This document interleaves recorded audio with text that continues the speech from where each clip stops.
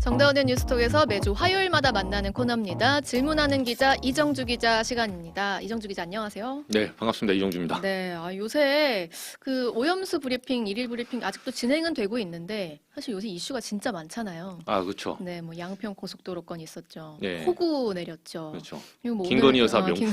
그것도 있었죠. 네. 지금 교권 침해 문제 굉장히 심각하죠. 이래서 사실 오염수 이슈가 약간 죽었어요. 이렇게 말하기는 좀 그렇지만 그런데도 오늘 다녀오셨잖아요. 네. 무슨 질문하고 오셨습니까? 아니 잠깐 여름철에 이제 소강 상태긴 하지만 예. 오염수는 이제 8월 말 정도에 이제 아주 격변이 좀 예고됐기 때문에 저는 매일 브리핑을 갔다 오는데요. 꾸준히 챙겨서 봐야겠죠. 네. 오늘은 오염수 관련해서 외교 일정에 대해서 네. 짧은 질문 하나 했어요. 외교 일정이요. 예, 근데 IAEA 보고서가 이제 이달 초에 나왔잖아요. 네네. 그 이후에 약간 이슈가 죽었는데 예. 점차 시계가 빨라질 것으로 보입니다. 그럼 일본은 계속 방류 시점을 여름이다, 뭐 올여름이다 계속 이렇게 얘기를 했는데 정확히 언제라는 그 날짜가 아직도 나오지 않고 있나요? 네, 결론부터 말씀드리면 이게 이제 두 가지 해석이 있었거든요. 네. 올 여름에 방류할 것이다.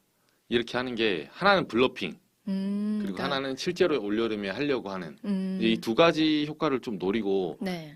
양쪽의 저울을 재면서 이제 지금 시도를 하고 있는 것 같아요. 어, 근데 현재 상황으로 봐서는 이 기시다 총리가 올 여름이라고 하는데 이제 여름이라고 하면 8월까지 보통 그렇죠. 예상하시잖아요. 일본에서는 통상 이제 해수욕 뭐 끝나는 시즌 예. 그러면 8월 말경으로 지금 보더라고요. 네. 근데 지금 8월 말이 그 기시다 총리가 말한 거에 대한 어떤 신빙성을 떠나서 좀 유력한 이유 중에 하나가 그 9월과 8월 사이의 일정을 보면 좀 그게 나와요.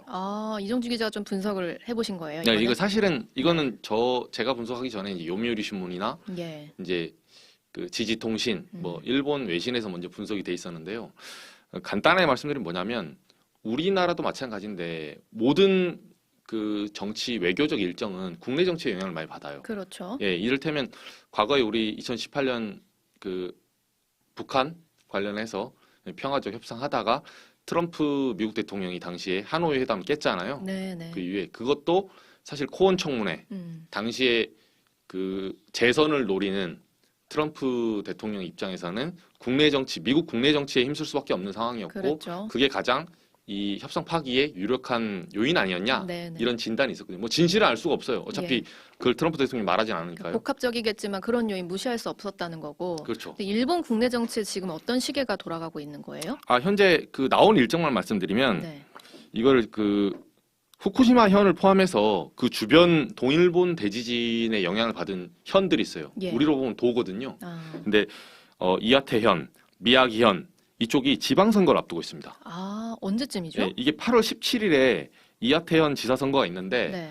이제 선거를 보시면 알겠지만 선거 직전에 뭔가를 하게 되면 표가 떨어져 나가요. 그렇겠죠. 예, 그래서 8월 17일에 선거를 하고 그 선거가 끝나는 시즌이 8월 8월 말이에요. 말. 예, 그리고 9월에는 그 외교 일정이 쭉 앞두고 있어요. 네네. 9월 같은 경우는 이제 아세안 정상회의 그리고 9월 중순에 G20 9월 초에 아세안 정상회의 있고 중순에는 G20가 있고 그렇죠. 이렇게 외교적으로 중요한 일정이 있어서 밖에 나가 있을 때는 또 방류라는 그런 중대한 결정을 하기가 조금 그쵸. 어려울 수 있겠네요. 그거를 일본 총리 입장에서 그 자리를 비운 채 오염수 방류를 하게 되면 무책임하다는 소리를 들을 수 있거든요. 그러면은 10월쯤 가서 하면 되는 거 아니에요?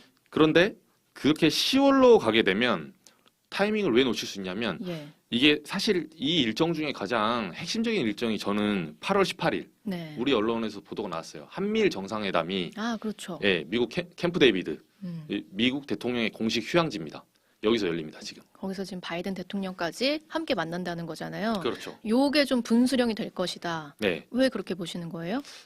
아무래도 그 미국에서는 지난번 IAEA 보고서 나온 다음에도 미국 정부 입장에서 이 과학적 검증을 지지한다. 네. 이런 발언이 있었거든요. 네.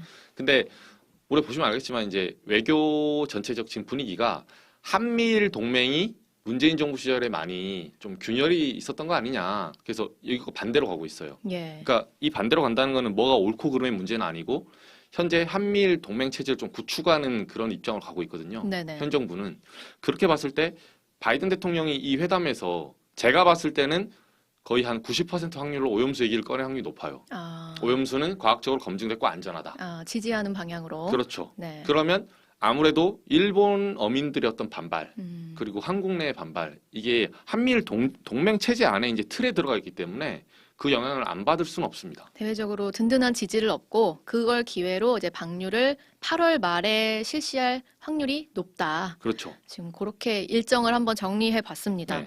근데 지금 또 지금 중요한 협의가 지금 진행되고 있는데 오늘 일본에서 한일 국장급 회의가 지금 열리고 있는 거예요. 네. 오늘 아이템은 뭐였어요? 뭐가 좀 테이블에 올라갔죠? 오늘 우리 실무협의라고 하죠. 예. 지난번에 그 나토 정상회담 때 윤석열 대통령하고 기시다 총리가 양자회담 하면서 뭐 한 3가지 정도 얘기했었잖아요. 네네. 오염수 방류 그 실시간 모니터링 해달라.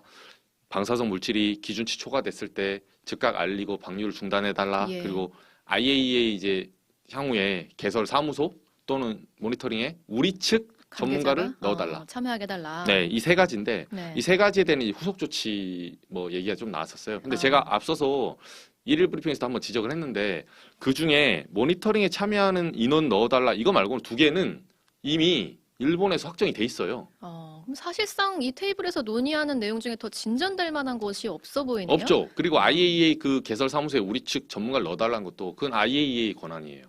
일본 정부가 어떻게 할 수 있는 게 아니고. 예, 물론 옆에서 자국 영토에 들어오기 때문에 내가 이걸 페이버를 주겠다, 좀 예. 호의적이다 이렇게 얘기할 수 있죠. 그거는 결정 권한은 아닙니다. 근데 기술적 권고안 4개 있는데 이 부분은 뭔가요? 요거는 우리 쪽에서 독자 그 검토 보고서를 7일 발표했거든요. 예.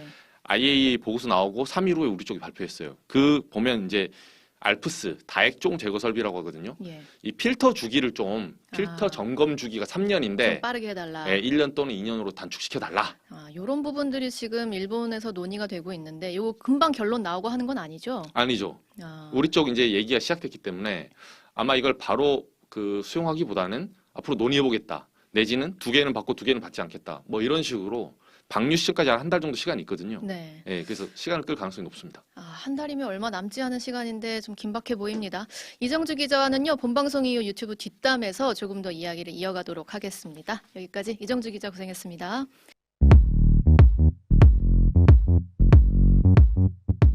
오늘 하루 뉴스 맥락 정다운의 뉴스톡이면 됩니다. 유튜브 노컷 채널 알림 설정하시면 매일 오후 5시 30분 실시간 참여하실 수 있습니다.